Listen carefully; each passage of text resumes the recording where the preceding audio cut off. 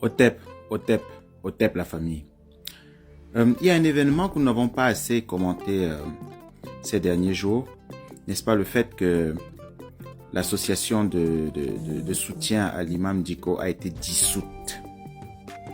Moi, je parle depuis un certain temps, n'est-ce pas, du genre à éviter de créer un certain conflit interreligieux en Afrique. Parce que le fait de ne pas être religieux ne veut pas dire que voilà, on va s'engager dans une critique acerbe des religions. Non.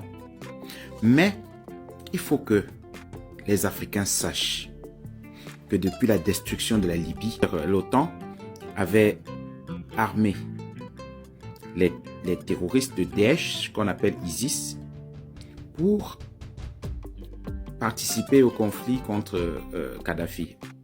Voilà, à la destruction de la Libye. Voilà. Maintenant, nous nous rendons compte que tous ces terroristes qui avaient eu la main mise sur les armes de la Libye se sont retrouvés dans le Sahel. Mais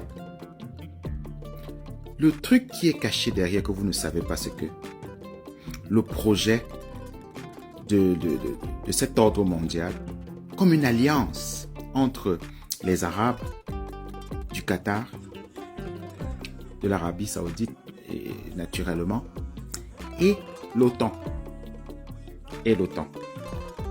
C'est-à-dire que ils mettent au service de l'OTAN des terroristes pour pouvoir aboutir à leurs besoins en matière première dans le Sahel et jusqu'au Nigeria, au Cameroun, etc., etc.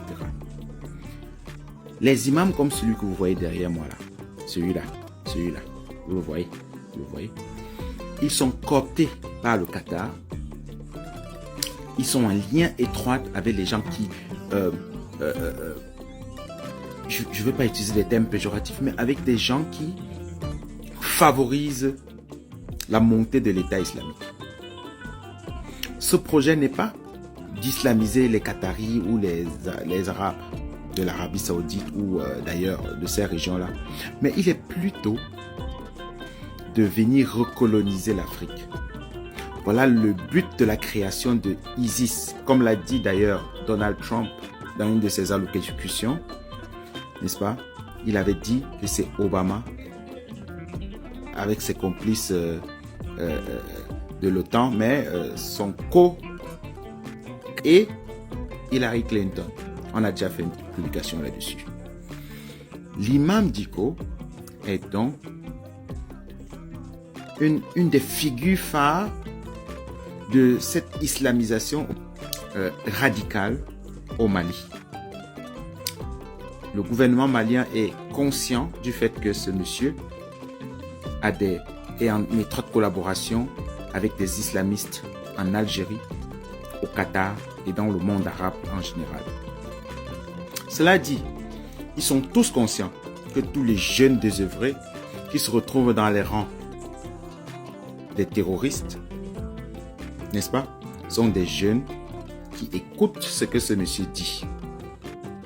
Sont des jeunes qui pensent le faire par amour pour leur religion. Ils pensent le faire par amour pour leur religion. Mais nous sommes tous d'accord ici que le Mali et la plupart des pays d'ailleurs du Sahel, en dehors peut-être de la Côte d'Ivoire, sont en majorité musulmans.